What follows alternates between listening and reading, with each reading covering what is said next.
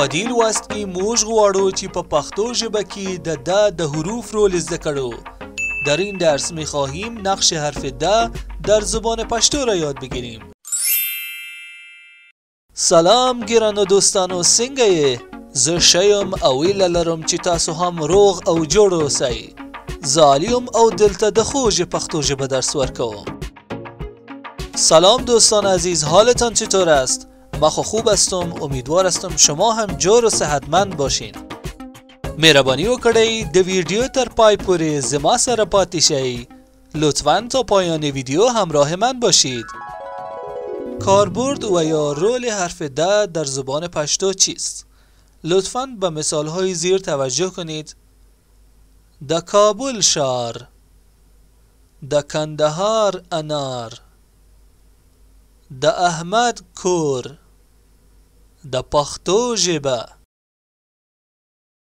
اگر بخوایم به زبان خیلی ساده بیان کنم، حرف دای را که در عبارات پشتو دیدین برای نسبت دادن یک چیز به چیز دیگری است که در زبان فارسی ما او را در بین دو کلمه با استفاده از کسره و یا حرکت زیر نشان میدیم، مانند کیف احمد.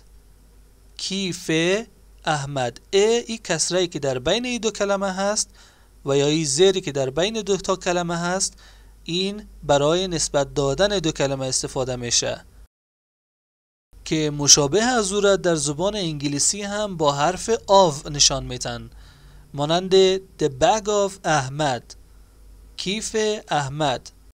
حالا ما در دستور زبان به این حرف د در زبان پشتو و یا حرکت زیر یا کسره در فارسی و یا حرف آو در انگلیسی مضاف و مضاف الیه میگیم. سعی کنین گیج نشین. کل گپ همون چیزی بود که در ابتدای ویدیو براتون گفتم، نسبت دادن یک کلمه به کلمه دیگر و یا یک چیز به چیز دیگر. حالا ما میخواییم یک کمی علمی‌تر و ادبی‌تر او را بشناسیم. حالا مضاف و مضاف الیه چی است؟ اما قسم که در درس صفت و موصوف براتون گفتم، صفت کلمه‌ای بود که اسم را توصیف میکرد، مثل کیف زرد. زرد اینجا صفت است، یک خصلت را نشان میده و کیف هم موصوف از او است. حالا اگر یک کلمه دیگر باشد که اصلا صفت نباشه و یک اسم باشه که به او اضافه شود، تکلیف چی است؟ در این حالت به هر دوی اونا میگیم مضاف و مضاف الیه، مانند کیف احمد که هر دوی اونا اسم هستند و صفتی نداریم در این عبارت. اما به خاطر داشته باشین که در زبان پشتو برخلاف زبان دری مضاف و مضاف الیه جابجا میآیند، همونطور که در صفت و موصوف جابجا بودن، یعنی موصوف در ابتدا بود و صفت بعد از او می آمد. حالا هم مضاف الیه در ابتدای عبارت می آید و مضاف بعد از او. حالا با هم چند مثال را بررسی میکنیم. د کمبریج پوهنتون، د کمبریج پوهنتون.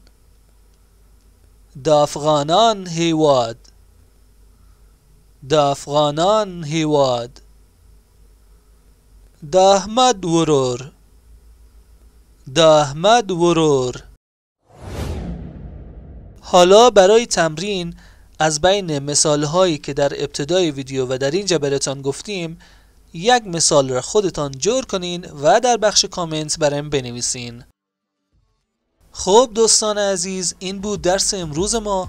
اگر این ویدیو را دوست داشتین او را لایک کنین و اگر میخواین زبان پشتو را یاد بگیرین چینل ما را سابسکرایب کنین و زنگوله را هم فشار بتین تا از درس های جدید عقب نمانین. او هیله لرم چې تاسو به د خپل نظرونه، لایکونه او ګډون کولو سره زموږ ملاتړ ته دوام وکړئ.